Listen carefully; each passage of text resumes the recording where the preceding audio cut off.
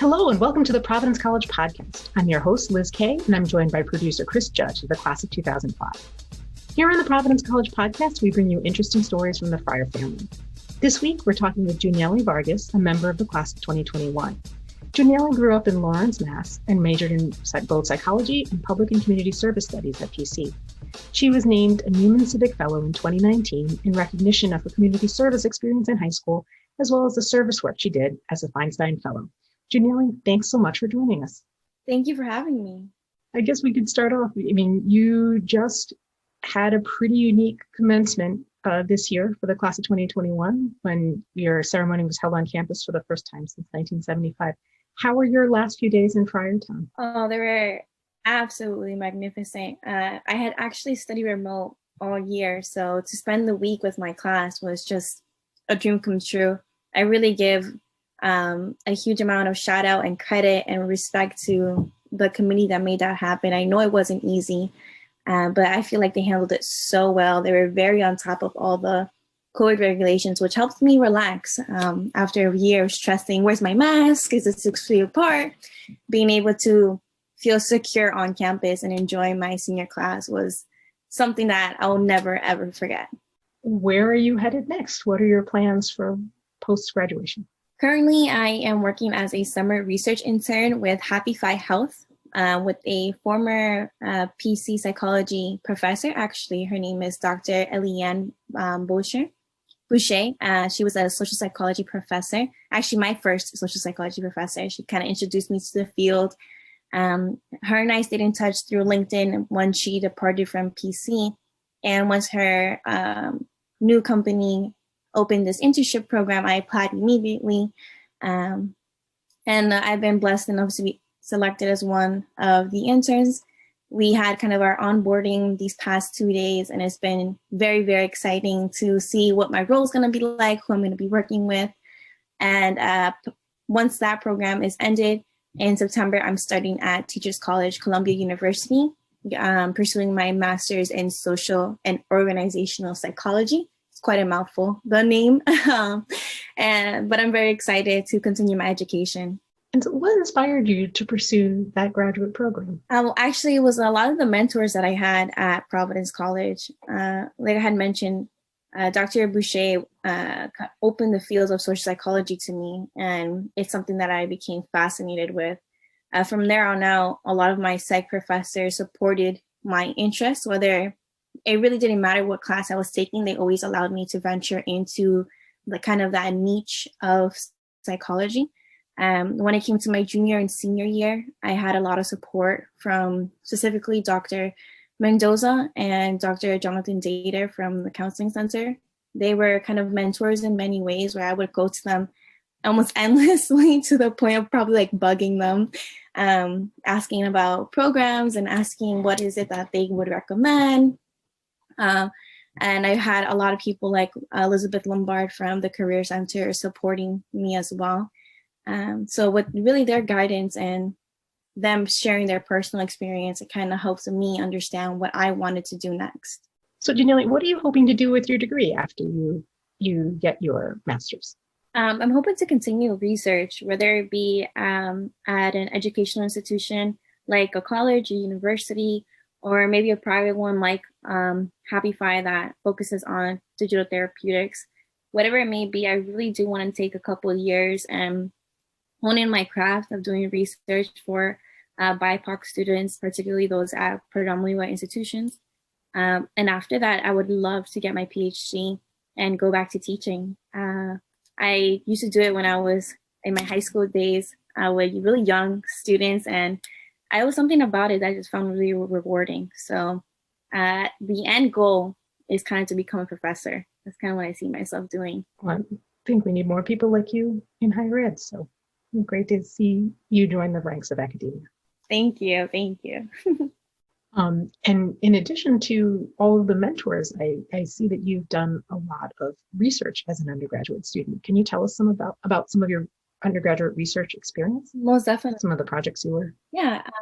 One of the first projects I ever did was actually in my research design statistical analysis class with Dr. Mary Harmon from my psych program. And any PC psych major knows that RDSA is no piece of cake. So having to do your first research project as a sophomore or a junior can be really intimidating.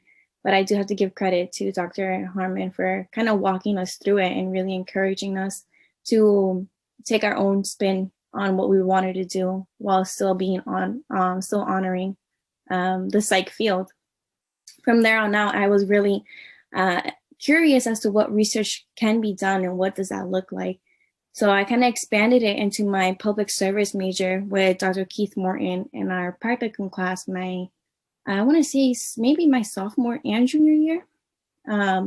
That's when I started doing research more on BIPOC students, predominantly with institutions like Providence College, specifically their experience and how is it that we can better support them. My senior thesis, I guess you could say, for lack of better words, my capstone project was working with Dr. Mary O'Keefe, along with many of her lab students from the Resilience and Ecosystems Lab, measuring the resilience and the influence of resilience for not only BIPOC students, but also white students at Providence College. And it really just opened a lot of avenues for me. When I was probably my first day at PC, could have said, do you want to do research? I'd have been like, ew, no, that sounds really boring. But now I'm absolutely in love with it. And it's the main reason why I pursued this internship with Happify and why I'm continuing my master's. For all those people that I mentioned, they were the ones that really showed me that research is not cut and dry. It's actually very exciting and very intricate. But that's so fantastic that it was a class that really sparked your interest in research, and then you've been able to pursue that on your own outside of the classroom with independent student research. That's really fantastic. Yeah, and that's exactly what I think everyone wants to happen. Exactly. I also had the opportunity to continue research in paid roles at Providence College. I worked closely with the Feinstein Institute for Public Service. I had worked with them I worked with them my freshman year and junior and senior year. And my last year there with them, I was actually their data analyst. So I was able to do research even outside of the classroom. So that was really exciting.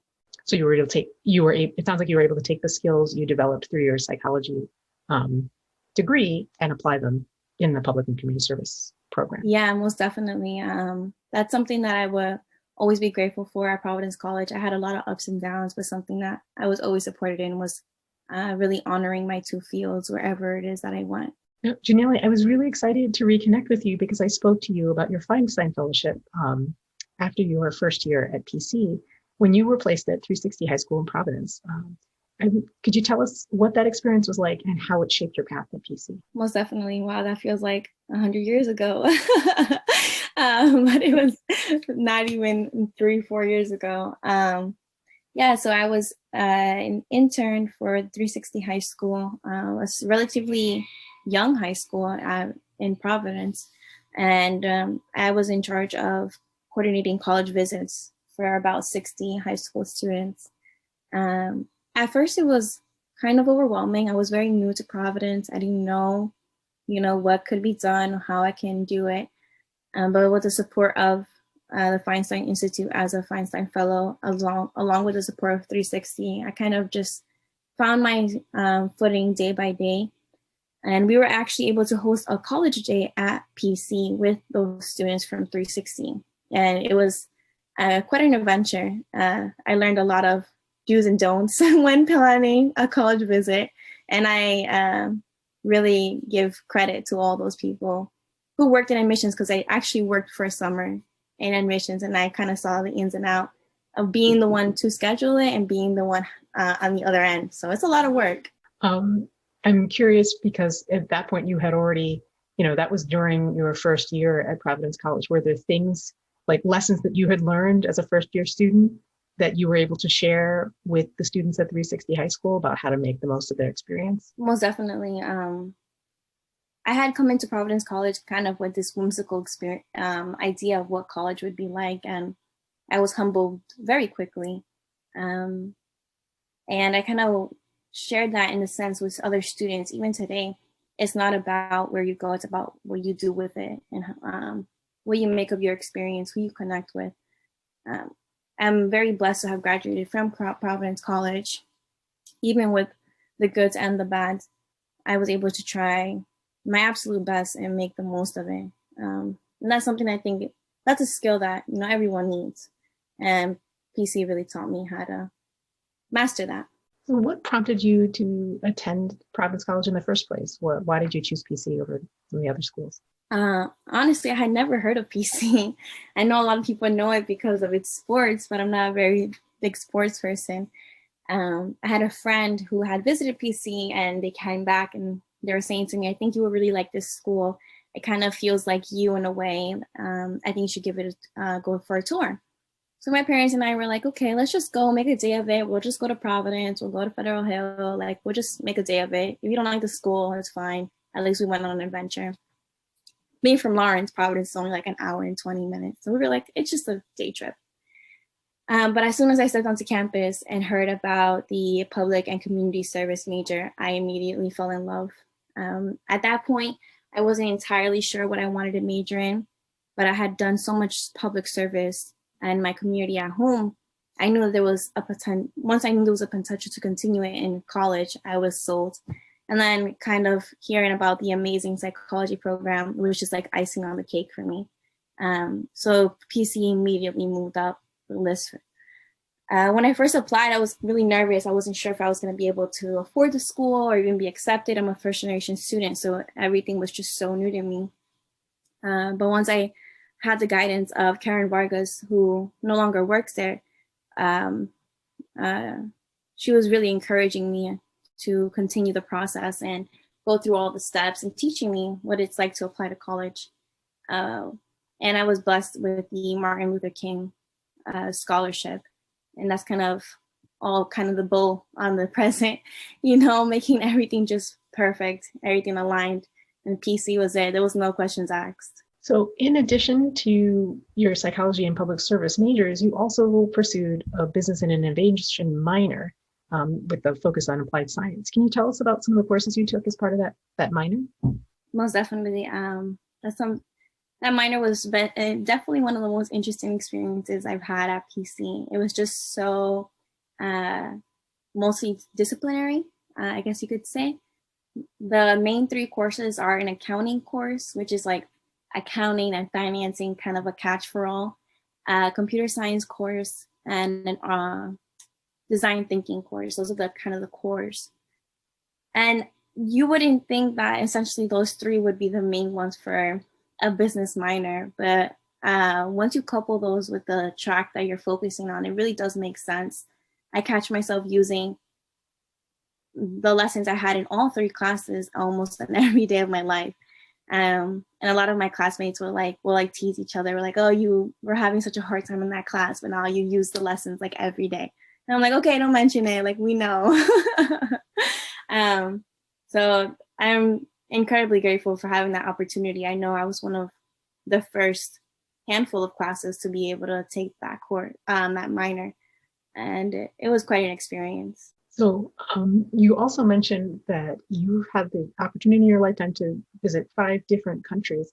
And I suspect some of that travel happened as part of global service learning trips. Is that correct? They weren't global service learning trips. Unfortunately, I didn't have time to fit those in, but I did study abroad. I studied at Barcelona, spring of 2020. So it was cut short tragically because of the pandemic, but I was able to squeeze in a lot of trips during that time.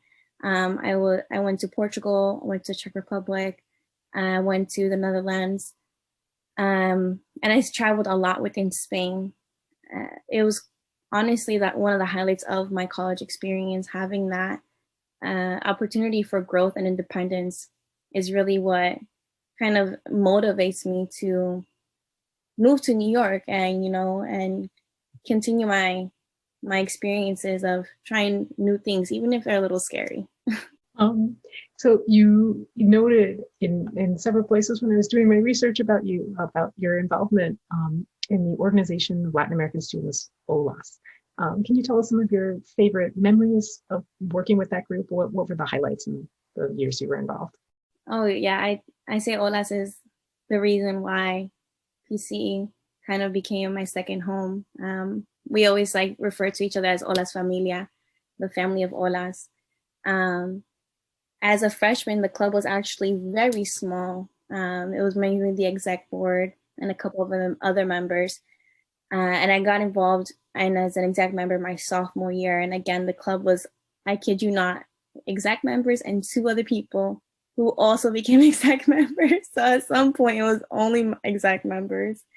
But we really, really just honed in and started focusing on how we can better represent the Latin American, Latinx, Hispanic students at PC.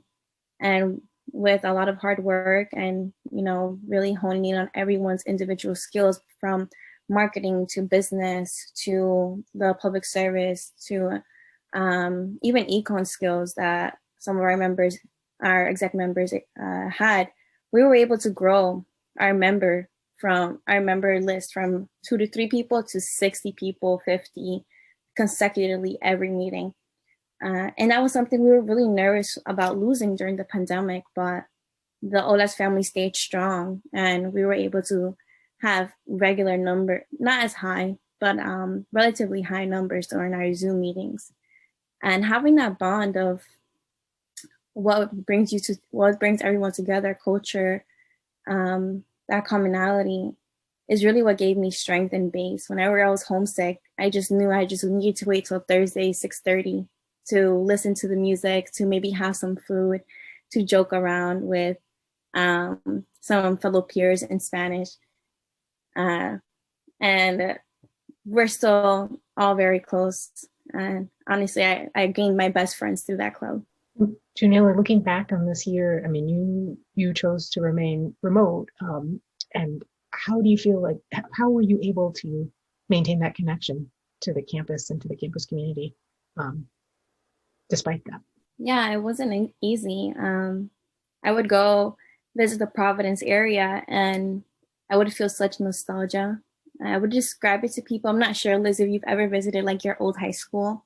And when you like walk into the building and it feels so odd. I caught myself feeling like that when I was in the Providence area, or if I stopped by slaving, it felt so odd to be there, but I was still a student. But being away abroad and then being away all year, I hadn't been on campus for a year and a half. So it was difficult, to say the least, to stay connected.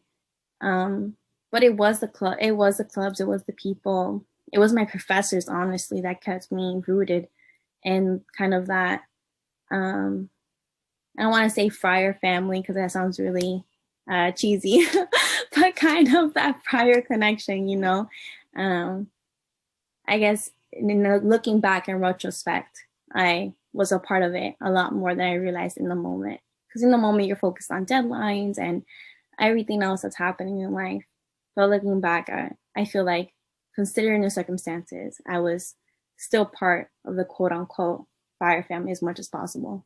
It sounds like it gave you an opportunity to be reflective and really think about what that means, what that sense of belonging means. Because I feel that when I was younger, not younger, but like, an underclassman, that Friar family felt very foreign to me. Being one of the few BIPOC, one of the few women almost anywhere on campus, it made it very difficult to want to be part of that Friar family, to even consider myself part of it. But once I was able to do things like research what's the experience of people of color or BIPOC students on campus, once I was able to find my niche on campus, it was a lot easier to see where was my Friar family. It doesn't mean that I have to be part of the general one. It means that I can kind of create my own. And I was able to do that with FIPS and OLAS and all my wonderful mentors and professors. And you found your community in many different places. I'm just thinking back through our conversation, through FIPS, through Feinstein, through psychology, through OLAS, and even perhaps the Office of Admission, because you mentioned you worked there that summer. Yes. I was curious. It sounds like you had so much. You really seized every opportunity. It sounds like that was available to you at PC. What advice do you have for PC students who are enrolling in the fall, how can they make the most of their experience? That's a tough question because there's so much you learn just through experience. I would say just remember why you're here. Remember that even though you might want to say yes to everything, or maybe you want to say no to everything, remember what's the end goal. The end goal is to leave a well-rounded and educated student. And I think that if you focus on that, everything else will kind of fall into place. You'll learn where is your Friar family, whether it be in one department or whether it be in one club.